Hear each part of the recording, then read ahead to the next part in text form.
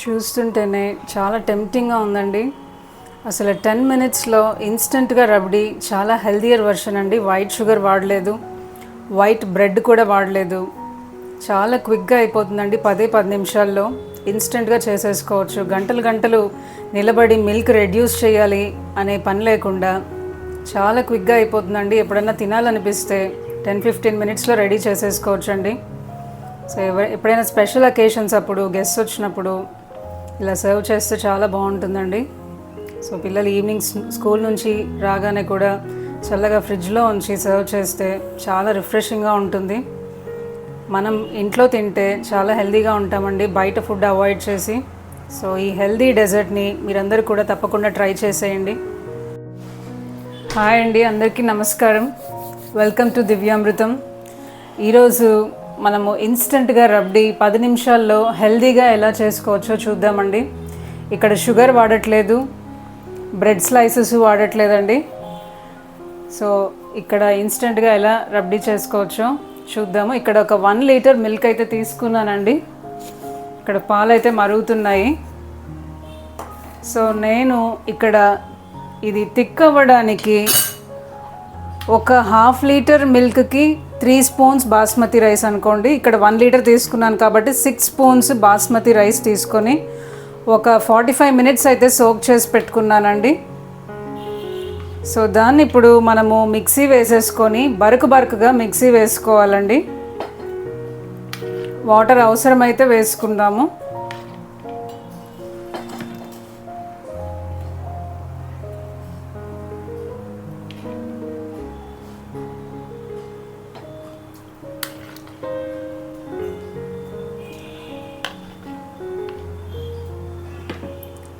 So ఇక్కడ నానబెట్టిన బాస్మతి రైస్ని మొత్తం మిక్సీ జార్లో వేసానండి.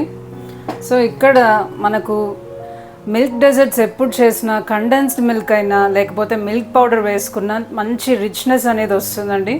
సో ఇక్కడ ఒక 4 స్పూన్స్ మిల్క్ పౌడర్ అయితే తీసుకున్నాను నేను. అది కూడా ఈ బాస్మతి రైస్తోనే కొద్దిగా వాటర్ వేసుకొని బరుకుగా పేస్ట్ చేసుకుందామండి. సో ఇక్కడ చూస్తున్నారు కదండి, ఈ టెక్స్చర్ అయితే బరుకుగా ఉండాలండి. మరీ ఫైన్గా వేసుకోకూడదు, మనకు రబ్డీ అనేది అంత బాగుండదు తినేటప్పుడు.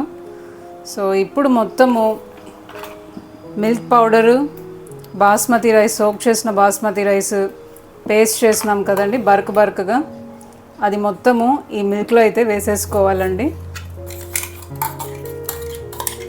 మనకు ఫ్లేవర్ కోసం ఇలాచీ పౌడర్ వేస్తున్నానండి.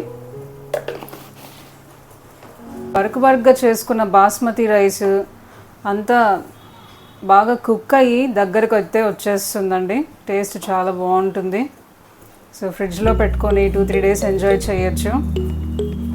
చాలా క్విక్గా అయిపోతుందండి. చూస్తున్నారు కదండి, మన రబ్డీ అయితే ఆ బాస్మతి రైస్ ఈ మిల్క్ అంతా పీల్ చేసుకొని బాగా క్రీమీగా, చూస్తున్నారా కన్సిస్టెన్సీ, పర్ఫెక్ట్ రబ్డీ కన్సిస్టెన్సీ వచ్చేసిందండి. సో నేను ఇక్కడ స్టవ్ కూడా ఆఫ్ చేసేసాను. నేను ఇక్కడ బెల్లమే వాడుతున్నానండి. మీరు జాగరీ పౌడర్ అయినా వాడుకోవచ్చు, లేకపోతే డేట్స్ పేస్ట్ అయినా చేసి వాడుకోవచ్చు. ఇదైతే హెల్దియర్ వర్షన్ అండి. సో వైట్ షుగర్ అవాయిడ్ చేసి ఇలా హెల్దీగా చేసుకుంటే ఇది చల్లారిన తర్వాత ఫ్రిడ్జ్లో పెట్టుకొని 2-3 డేస్ అయినా మనం ఎంజాయ్ చేయొచ్చండి. చాలా బాగుంటుంది. సో జాగరీ అంతా బాగా మిక్స్ అయిందండి దీంట్లో. సో ఇలాచీ పౌడర్ కూడా ఆల్రెడీ వేసేసాము. ఇక్కడ మన దగ్గర ఏ నట్స్ అవైలబుల్గా ఉంటే అవి వేసుకోవచ్చండి. పిస్తా, ఆల్మండ్స్, క్యాష్యూ నట్స్ సన్నగా చాప్ చేసి ఏవి అవైలబుల్గా ఉంటే అవి వేసుకోవచ్చండి. చూసారా, చాలా టెంప్టింగ్గా ఉంది, చూడగానే తినాలనిపిస్తుంది అనమాట. ఇంకా ఫ్రిడ్జ్లో పెట్టుకొని సర్వ్ చేస్తే ఇంకా చాలా బాగుంటుందండి. సో ఈ హెల్దియర్ వెర్షన్ని మీరు అందరూ తప్పకుండా ట్రై చేయండి. ఇక్కడ చూస్తున్నారు కదండి, షాహీ టుకుడా లాగా మనము బ్రెడ్ స్లైసెస్ని లైట్గా టోస్ట్ చేసుకొని డ్రైగా అన్న టోస్ట్ చేసుకోవచ్చు, లేకపోతే బటర్ అయినా గీ అయినా వేసి టోస్ట్ చేసుకొని ఈ రబ్డీని మనము ఇన్స్టెంట్గా షాహీ టుకుడా లాగా కూడా ఇలా ఎంజాయ్ చేయొచ్చండి. చాలా బాగుంటుంది పిల్లలకి ఇచ్చినా కూడా. సో ఈ హెల్దియర్ వర్షన్ని మీరందరూ కూడా ట్రై చేయండి.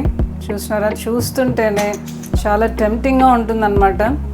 సో ఎవరైనా తినకుండా ఉండలేరు. సో క్విక్గా అయిపోతుందండి. 10 మినిట్స్ పాలు మరిగించేసుకొని సో మనము రైస్ని ఒక 1/2 అవర్ 45 మినిట్స్ అయితే సోక్ చేసుకోవాలండి. ఆ స్టెప్ తర్వాత ఇంకా బాయిల్ చేసేసుకొని మిల్క్ రైస్ని కుక్ చేయడమే అండి, అంతే. చాలా ఈజీగా అయిపోతుంది. చూస్తున్నారా ఎంత అట్రాక్టివ్గా ఉందో. సో ఇంట్లో మనం ఇలా చేసుకుంటే ఇంకా బయట ఎక్కడ తినాల్సిన అవసరం ఉండదండి. సో వీలైనంత హోమ్ ఫుడ్ తింటే మనమందరూ హెల్తీగా ఉంటామండి. సో మీరందరూ ఆనందంగా ఆరోగ్యంగా ఉండాలని మనస్ఫూర్తిగా కోరుకుంటున్నానండి. సో మరొక మంచి హెల్తీ రెసిపీతో మీ ముందు ఉంటానండి. అంతవరకు సెలవు. మీ దివ్య సైనింగ్ ఆఫ్. బాయ్.